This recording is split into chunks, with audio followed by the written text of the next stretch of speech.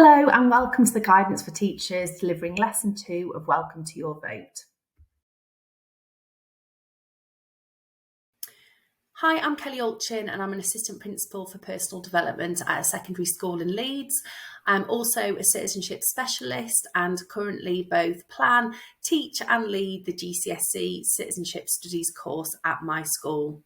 I'm delighted to be one of ACT's Consultant Advisory Teachers and have been collaborating with the Electoral Commission on this piece of work. Hi everyone, my name is Billy and I'm the Education Engagement Manager at the Electoral Commission. I'm going to spend the next couple of minutes just talking about who we are as an organisation and how we can support you to deliver democratic education in your classroom. The Electoral Commission is an independent and impartial organisation which oversees elections in the UK. Some people know us as the elections watchdog. We are totally non-partisan and independent of government. We have a number of roles, including registering political parties, regulating campaign spending, and providing support to teams across the country to deliver free and fair elections. We also have a responsibility to raise awareness of elections to members of the public, and this is where our education work comes in. We have education resources available to teachers to help deliver democratic education to their students. This includes short games, activities, animated videos and quizzes. And we have a series of 6 lesson plans, a scheme of work which we're going to run through today, and teachers are welcome to use all of these lesson plans or 1 or 2. Our aim is to be flexible with the needs of teachers. We also host Welcome to Your Vote Week, which takes place every January, where we ask teachers and young people to engage in political education. You can find out more about that on our website. We understand the challenges that teachers are facing when delivering democratic education. So we've collaborated with ACT to provide further support for teachers so that you can feel confident to deliver democratic education to your young people. You can find out more about our roles and responsibilities on our website. Thank you. The focus of this session is to walk through the second of 6 lessons that make up the Electoral Commission scheme of work, Welcome to Your Vote. The session objectives for this video are to walk through Lesson 2, to explain the key components of this lesson, which is our democracy, to suggest pedagogical approaches for each component of the lesson, and to ensure that citizenship concepts are clear and really drawn out when teaching this lesson. Please do take a minute to pause the video and read through the information about remaining impartial in the classroom. If you require any further information about this, do please see ACT's guidance on remaining impartial when teaching citizenship in the classroom.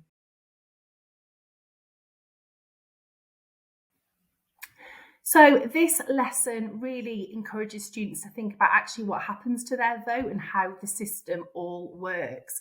So this lesson focuses on how their democracy works in real time and in real life for them when they vote. So it explores concepts such as democracy, representation, and it also talks about suffrage, and the lesson introduces students to or reminds students about the movement to support women in the right to vote. So it gives them some historical context about the right to vote being a long fought battle. And the key message here is about representation for all. And actually, is that important? And if so, why is that important? By looking at the suffragette movement, students were able to think about actually when women weren't represented. So it's getting them to really think about how everybody should have the opportunity to be able to vote. And therefore, hopefully that will encourage them to register to vote as young people. The learning objective for this lesson is to be able to discuss how democracy works within your community. So for students to have a really good understanding of actually what happens during an election and what happens with their vote when the time comes that they are able to vote. So some of the themes that are explored within this lesson is first of all around suffrage, so about equal votes and people actually fighting for that right to be able to vote. So it's really important that they understand what that word means. So to make sure that you've explored that word and given them the definition and asked them to perhaps use it in a sentence and things like that as well. It's really important that they understand what we mean by democratic rights And of course, within that, which is really fundamental, is the right to vote, but it also includes the right to be able to campaign and to lobby decision makers, because that's obviously something that happened with the suffragette movement. Students will actually explore the evolution of suffrage, so actually how the right to be able to vote has evolved over time and potentially will continue to evolve in the future as a direct result of people campaigning. So again, it's really showing students as well the importance of campaigning and how that can make a difference, and ultimately how people get elected. So there are quite a lot of quite complex themes here within this lesson to unpick with your students. This is a really fantastic lesson to encourage students to be synoptic. A really key skill in citizenship is for students to be able to draw links between different concepts. So the concept of democracy really links beautifully to the concept of human rights. And actually, by looking at what is shown on the slide now, you can actually see that within the Human Rights Act, so actual legislation that we have in this country, it makes reference to the idea of democracy and people being able to have a say in campaign and lobby government and have an education. So it's really, really important that students understand that actually democracy really links to our basic fundamental human rights as citizens, and also, of course, the Universal Declaration of Human Rights in terms of everyone having the right to an adequate standard of living, and ultimately that is impacted upon by decisions made within Parliament, within local councils and things like that. So by exploring human rights a little bit within this lesson, students are able to see how democracy and human rights really link together, which is a really, really key skill, and it gets students to see the bigger, wider picture about why democracy is so important. Students then go on to look at some information about the Representation of the People Act. So this will give students a bit of context, some historical context to help them with the lesson. So again, when you're asking students about the words like suffrage or suffragist or suffragette, it's getting them to think about, well, where have they heard those words before? What do they know about those words? Is it something they've learned before? Have they seen it in a book? Have they seen it in a film? You might also want to use images. There's lots of images from this movement that students might recognise. They might not recognise the name, but they might recognise an image. So, for example, this is an image of a statue in London that was commissioned to celebrate the centenary of this act. So sometimes these picture cues might support some memory recall. Even the fact that obviously photos are sort of black and white and things like that, it shows to students it's historical. So maybe consider using pictures here to support students' memory recall. Another thing that you might wish to do when exploring some of this new terminology, so for example, suffrage, is to use a Freya model. There's lots and lots of information about this online and why it's successful, but ultimately it's getting students to do more than just read the word and be given the definition. It's getting students to think about what it means, where it comes from, words that are similar, words that are the opposite, and actually also encouraging students to use it in a sentence as well. So I do advise you, if this is something you're interested in, please do go away and do a little bit of reading up on Freya models. It's a really great way to support students in acquiring and being more confident with new terminology used when teaching these topics.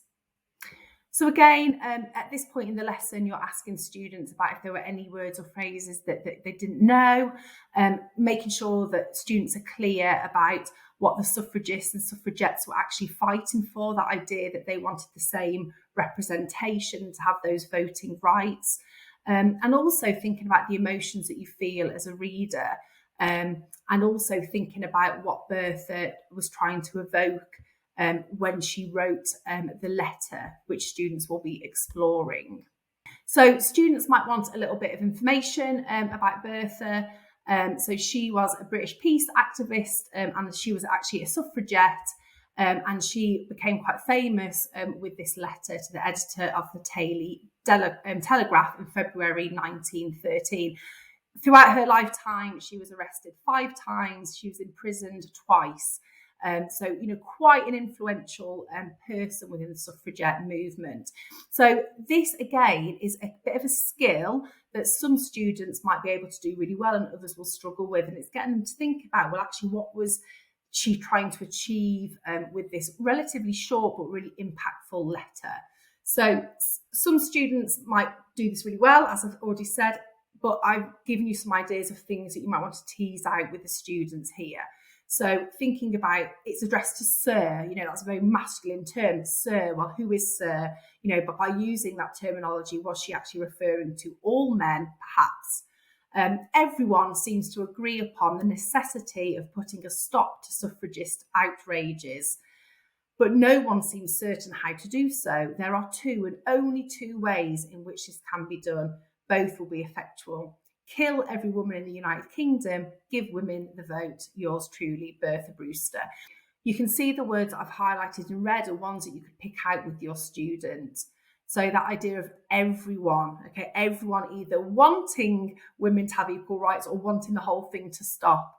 That idea of it's a necessity, something needs to be done because it's causing so much outrage by some people and frustrations with other groups of people. The fact that there's only 2 solutions, ultimately it's saying it's simple. The solution is simple. Kill every woman in the United Kingdom. That's a really extreme statement to make, to kill every woman. Obviously that can't be done. So she's very cleverly then said that the only other solution is to give women the vote. And it really shows that the passion that the suffragettes at the time felt. This is an example of lobbying. This is an example of somebody writing directly to people in power. It's an example of how people use the media, which is still something that's done today with campaigning. So a really, really short but fantastic letter to unpick with students. You can also use this opportunity to consider campaign branding, and this is something that students will come back to later on in a series of lessons when they create their own campaign. So for example, deeds not words is a really well-known motto that was actually created by the suffragette movement, and it's that idea that actually we need to do something, not just talk about it, not just moan about it, not just say we're going to do something. So it's a real sort of call to action, and it's so effective that it's still used today. It's still a motto that is used today and very, very well recognised. The movement also had a very distinctive colour palette of purple, white and green, which gave real unity. And again, this is something that is very recognisable and is still very much recognisable today, which is really fantastic. And it shows that that was an effective method used because, over 100 years later, they're still recognisable, which shows it was an effective campaign. The activity that students are then moving on to is a democracy timeline, where students are trying to put some events into chronological order. Now, there will definitely be things on here that students will not know. The whole point of this is to get students thinking about it, thinking critically and thinking, well, when might that have happened? What might have happened first? What might have come a little bit later?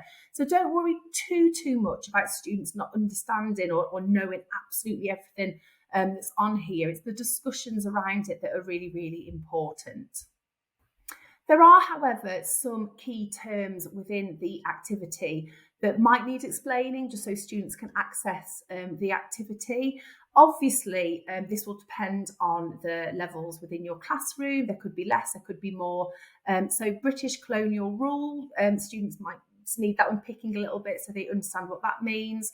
The words Aboriginal, Indigenous, the idea of what's meant by an Indigenous population. It might be quite a new word that students haven't come across before, but it's quite easy to understand once it's unpicked. Obviously, there might be terminology that they haven't come across before, such as Senedd. They might not have come across that word before, and obviously because of the language, it might be quite confusing to students. So just telling them about that, and also devolution. Devolution is quite a tricky concept for students. So just trying to simplify that and that idea of regions having power devolved to them from central government. So ultimately the idea that Wales, Scotland and Northern Ireland are able to make some of their own decisions about certain things that have been devolved to them. But obviously, look at this yourself as a teacher, see what you think your students will be confident with and won't be confident with. And a lot of that will depend on how much politics teachings they've had before.